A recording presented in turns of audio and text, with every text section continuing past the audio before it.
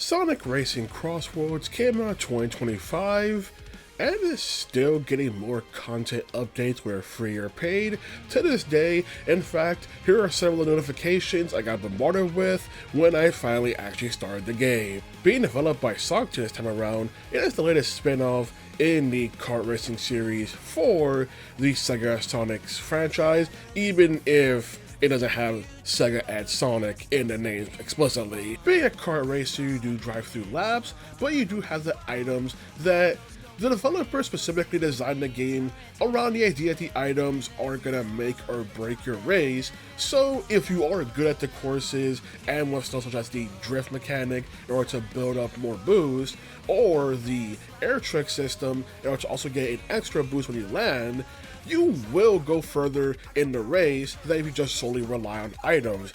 Wanting the items to not be the make or break factor when it comes to the races Sonic Racing CrossWorld, even if at times it can definitely feel like you can just lose a race at the last second because someone hit you with an item you couldn't avoid. But some of the items you can completely avoid. With certain tools you have, the game will prompt you to hit the item button if the item you have is able to avoid the hazard coming at you. So do like the little notification that it gives you as a push this button right now or else. You can fully customize vehicles in this game, although what matters is the character's individual stats, so everyone will have a specialty towards a certain vehicle design, but you can also just ignore that entirely if you want to put the character on a different kind of vehicle instead. He also has the gadget system in order to add more abilities to the character, whether it be changing certain factors like, oh, now you can hold 3 items, now you start with a certain item, or now you have a spin little drift that's not a regular drift, stuff like that, or just passive buffs that can be suited towards different types of characters in order to benefit you in the race. The main premise of this entry being the CrossWorlds and the rival mechanic, with the CrossWorlds being that at the end of the first lap, you will have 2 options for a different CrossWorld to come out, with the person in first place getting to decide which one gets chosen. If there are 2 players neck and neck and they choose opposite options, then the game will then randomly pick which of the 2 options get chosen. So it can always be something that's more guaranteed CrossWorld to go to, or a random one, or one with a frenzy option, where the frenzy option generally adding way more chaos towards the race. It could be, oh, now there's way more boosters, oh, now you always get the wisp item, which is a boost, oh, now your drift charges really fast and can go into level 4 charge, which also grants invincibility, making it to add way more chaos to the race going on.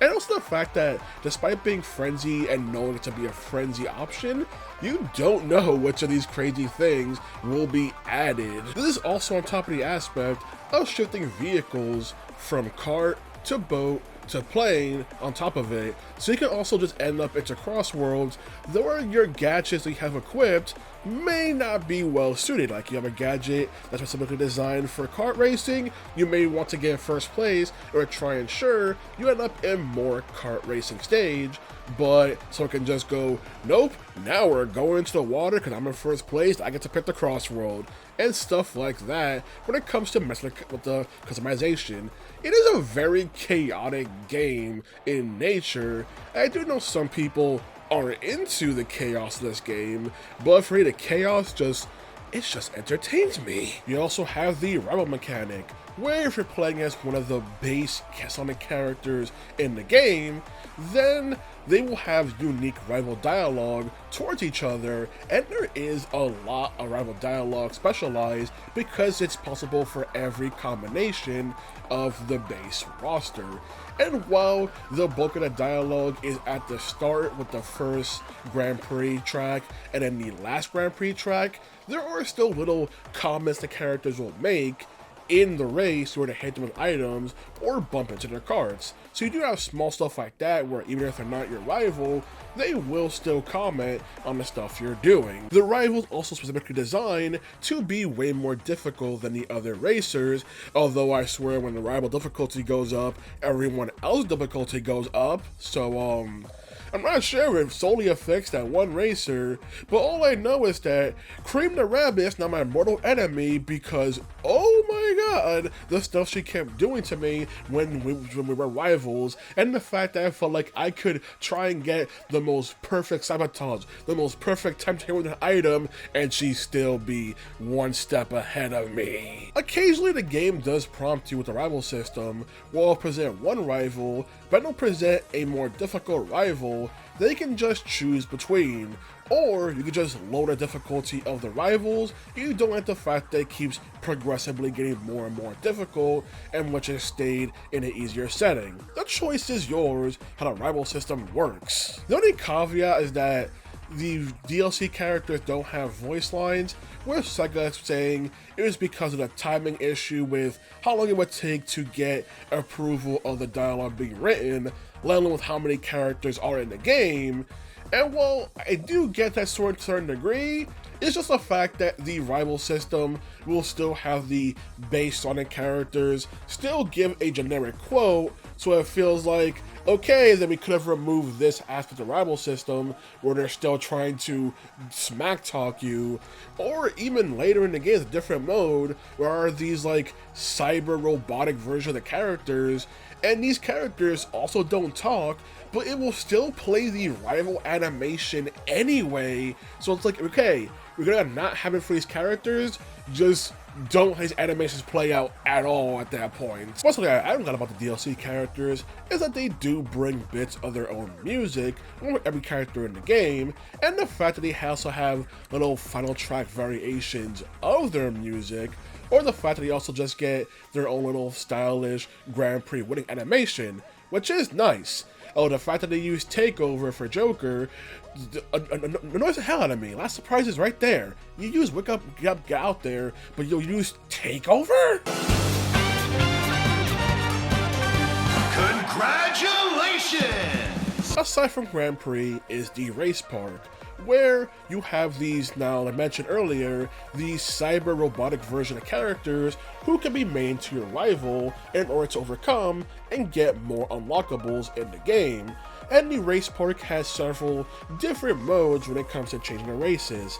Well, not changing the races per se, more so the fact of you'll be on teams and there'll be an extra incentive in the race, such as, oh, go through more dash panels, hit your opponents more, get more rings, because one of the teams will be granted an extra point bonus in order to claim victory. So you could try to focus on just winning the race and help out your team that way, or go for the optional objective in order to further help.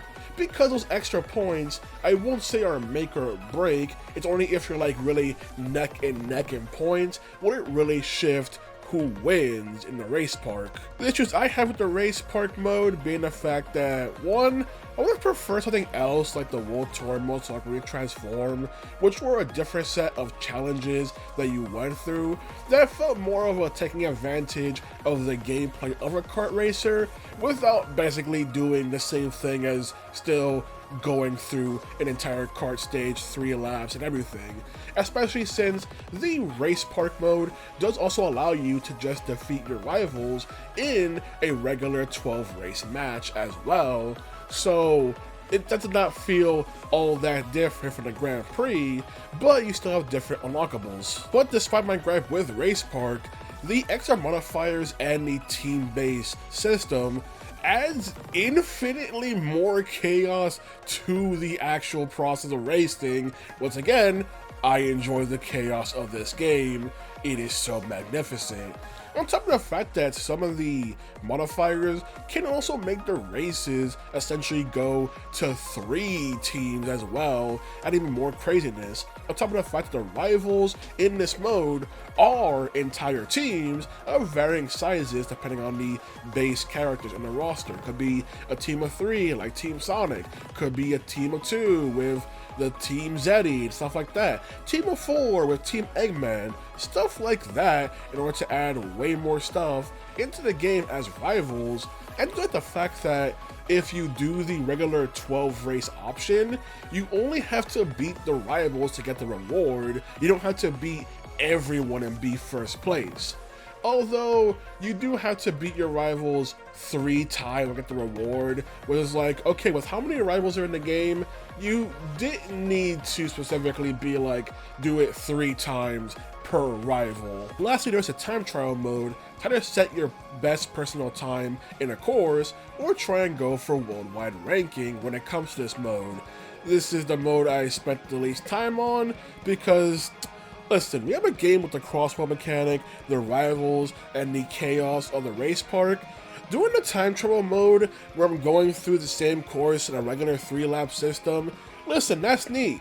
But I'd rather do the other stuff, I'm just saying. But if you want more music tracks for the jukebox in the game, you do need to do the time trials and get A ranks, so there is still incentive to do the time trials. Another weird aspect is the fact that the Grand Prix are specifically 3 tracks, and then instead of a 4th track, is instead just doing all 3 tracks back to back, which on one hand feels kind of weird, but with the CrossWorlds mechanic, it does end up working out, especially also since, I guess, going through the 3 tracks back to back means you were already prepared for the 3 tracks and you just went through them and everything, which just feels a bit weird. That's because I don't think I've ever seen a Kart Racer do that for a Grand Prix, where the final course is just all 3 courses put together. But it also shows how the design of the game means they could just take these 3 courses that are completely different and combine them into one massive track. 3 game modes are all the options you have when it comes to local content. I do know the online mode has special event-themed festivals occasionally to add extra reward and incentives. I don't got PS Plus, so can't participate in that. But you do get bonus rewards when it comes to those festivals, or even just some basic stuff. Like I've seen, like, hey, you can get special decals for your vehicles just for the act of adding people to your friends list in this game. So there is that extra aspect when it comes to Sonic Racing CrossWorlds. And there is crossplay, so all the devices are playing together because Sonic Racing CrossWorlds, adding more incentive to why they specifically prioritize the online multiplayer when it comes to handing out these extra bonuses. Now for the game's text, which I really like that a lot of text has backgrounds, outlines, and shadows, especially for the rival conversations that happen in the middle of a race.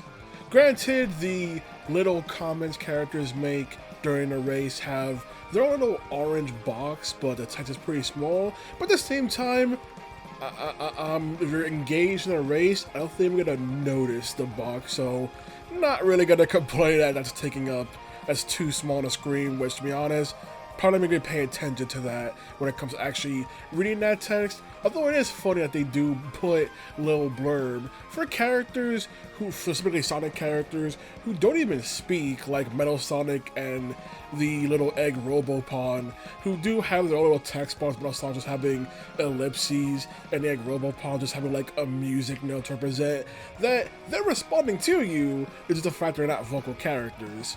The only issue I have with the text is when you're equipping a title, when their titles are pretty small on screen, but when you select a title, it immediately shows up big at the top of the screen, so can't really complain about anything when it comes to that text. It's really nicely done and everything, and makes things perfectly visible. I also just really like that during the race park, like the team battles, you're able to see on the right the positions of your teammates, so you always know what place they're in order to gauge how well the race is going compared to your opponents. So that's also a very nice touch that I just really enjoy with this game. Overall, Sonic Racing CrossWorlds is great. Why? I don't really feel like the driving feels as nice as compared to Sonic Race All-Stars Transformed. Everything else in this game is just still fantastic. They kept the transformation aspect, they also kept some of the team aspects with the race park mode from Team Sonic Racing as well, so they also pay respects and take some of the good aspects from the previous titles and try to combine it into this one great kart racer. While the rival system is enjoyable to have that one character that you can languish all of your hate on top of when they try and screw you over, or the fact when they get shot, you end up catching up to them in the race as well. And like I said, you can adjust difficulty of the rival if you don't want to deal with an ever-increasing rival. On top of the Grand Prix also having more and more difficulty options as well. I believe having like 3 options, which at first I didn't know that was an overall difficulty option, and when it said, hey, this is for normal racers, I'll just pick that, and I got destroyed in my first ever Grand Prix because I didn't know that was what that meant. Oops. By the way, the game is great. I do like the fact that you can just go through the races using more of your ability and knowledge of the course, but it does also add when that one rogue item is enough to stop you right when you're about to win the race at first place and just crush all your hopes and dreams. As I got to say about Sonic Racing CrossWorlds, it's still getting updated, still getting content, even paid content that is still coming out. It does come with their own courses when it comes to crossing with Mega Man, SpongeBob, Minecraft, the upcoming Last Airbender as well courses. So they are still trying to make a big future for this game. Guys, how about Sonic Racing CrossWorlds? Alrighty then, good day. As I was editing this video, one more notification, hold on.